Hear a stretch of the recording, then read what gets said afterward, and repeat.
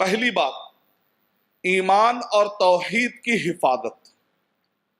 اس رمضان المبارک میں آپ یہ کوشش کریں کہ آپ کے پاس ایک ایسا پلان ہونا چاہیے جس کو ہم کہتے ہیں توحید اسٹڈی پلان۔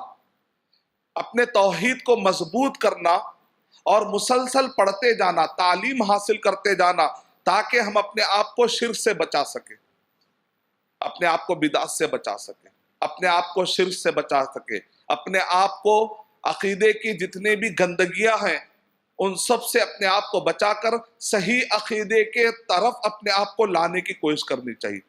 تو اس رمضان المبارک میں ایک بہترین ہمارے پاس عقیدے کا اور توحید کا اسٹڈی پلان ہونا چاہیے۔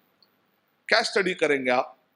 مثال کے طور پر اگر آپ کتاب التوحید کا مطالعہ کرتے ہیں، محمد بن عبد الوہاب رحمۃ اللہ علیہ کا، بڑی اچھی کتاب ہے۔ اسی طریقے سے شیخ صالح فوزان حفظہ اللہ نے جو کتاب التوحید پر کتاب لکھی ہے، اس کتاب کو جو انگلش میں بھی ہے، اردو میں بھی ہے اور عربی میں بھی موجود ہے۔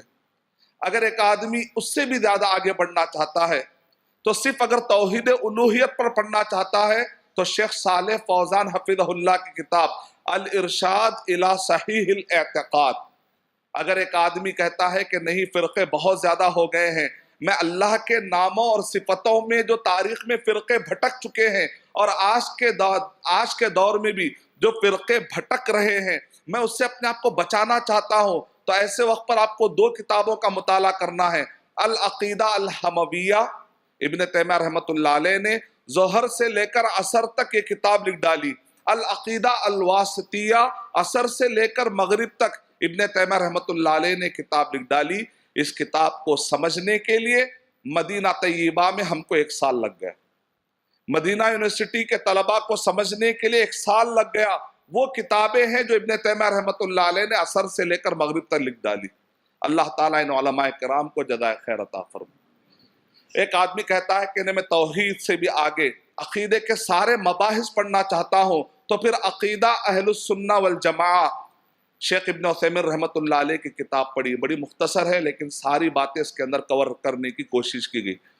اگر ہندوستان کے اندر جو عقیدے میں جھول ہے، وہ سارے عقیدے کے جھول سے بچتے ہوئے میں اپنے آپ کے اندر عقیدے کے بارے میں بہترین معلومات لینا چاہتا ہوں، تو پھر آپ الموجز فی العقیدہ شیخ صالح السحیمی، اس دور میں عقیدے کے باب میں اگر کسی کو امام کہا جائے گا تو شیخ صالح السحیمی حفظہ اللہ ہے، جو مسجد نبوی میں میرے استاد ہیں۔ اس کتاب کا ترجمہ شیخ صفی احمد مدنی حفظہ اللہ نے حیدرآباد سے اس کو قلم بند کیا ہے اور شائع بھی کیا ہے، اردو میں اور انگلش میں اور عربی میں کتاب دستیاب ہے۔ اگر ہم یہ کتابیں پڑھیں گے انشاءاللہ تو توحید کو پکا کرنے میں اور شرک سے اپنے آپ کو نفرت ڈالنے میں مدد ملے گی۔ مسلسل پڑھتے جانا ہے، کیونکہ اچانک آدمی غفلت برتتا ہے تو شرک کا شکار ہو جاتا ہے، آدمی غفلت برتتا ہے تو بدعت کا شکار ہو جاتا ہے۔ اللہ سبحانہ و تعالی ہمیں عقیدے کی گمراہیوں سے بچائے۔ For authentic Islamic information, please log on to www.askislampedia.com.